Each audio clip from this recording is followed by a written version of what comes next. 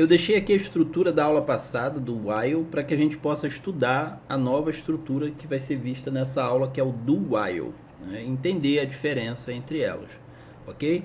Então deixei marcado aqui, ó, no while a condição ela é testada, e se a gente tiver um true acerca dessa condição, quer dizer, se o booleano retornar verdadeiro, então a gente executa esse bloco, ok? Esse é o while. Então primeiro eu testo e depois eu executo, ok?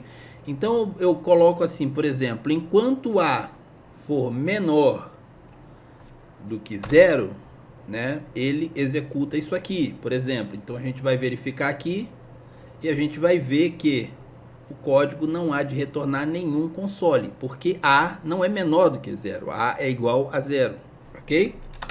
Então a gente vai verificar a nova estrutura, que é o do while, que tem o seguinte template, ok? Então na condição do while, né, a gente primeiro tem a execução do bloco, né, que está entre chaves, e depois é feita a verificação da condição. Vamos manter aqui a mesma condição, ok? Ó. Então, ó, console.log, o valor de A, ok, A++. Então ele vai dizer aqui, ó, enquanto A for menor do que 0, né, só que primeiro ele vai fazer a execução. Vamos entender essa diferença aqui assim. No while eu faço a verificação não é satisfeita e ele não executa. No do while eu executo e depois faço a verificação para decidir se eu vou novamente executar aquele bloco de código. Então vamos fazer aqui de cabeça para a gente entender como é que isso ficaria. Deixa eu pegar aqui o while, vou apagá-lo para que a gente possa isolar aqui o nosso objeto de conhecimento. Então o que que a gente tem? Ele vai fazer a execução, ó, o valor de A vai ser igual a 0, ele vai escrever e ele vai dar A++, ok? E aí ele vai fazer a pergunta, A é menor do que 0? Nesse caso aqui, quando ele fizer a pergunta, A vai ser igual a 1, você concorda comigo? Porque aqui, como A foi incrementado, A passou a ser 1, certo? E 1 não é menor do que 0. E quando a condição for testada, ele não vai voltar a executar, certo? Vamos verificar isso na prática, tá aqui, ó, o valor de A é 0. Então, diferente do while, o do while ele sempre executa ao menos uma vez o bloco de execução entre chaves, ok? E ele executará a quantidade de vezes que for necessária de acordo com a condição testada. Vamos voltar aqui à condição, ó.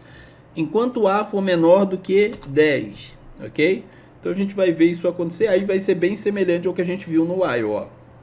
0, 1, 2, quando chegou em 9, né, ele parou, porque somente o 9 ali satisfez a condição. Vamos lá, fazer de cabeça aqui o processo.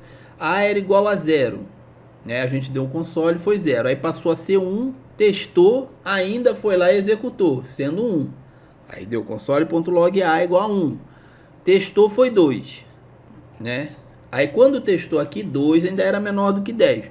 Quando ele chegou em 9, que foi o último print que a gente viu, ele recebeu a incrementação e passou a ser 10. Quando foi feito o teste aqui, o 10 não foi impresso no console.log. Por isso que a gente viu somente até o 9. Então, espero que você tenha entendido aí essa estrutura de controle de fluxo de código que, apesar de pouco usada, por mim, pelo menos, e também em outros códigos eu vejo pouco, do while, é interessante você entender esse recurso, né, para controle de fluxo de código. Okay? Do while, né, e while. E qual a diferença entre eles? Basicamente seria que o while sempre, né, vai verificar a condição antes de fazer a execução, e o do while vai executar ao menos uma vez antes de fazer o teste da condição.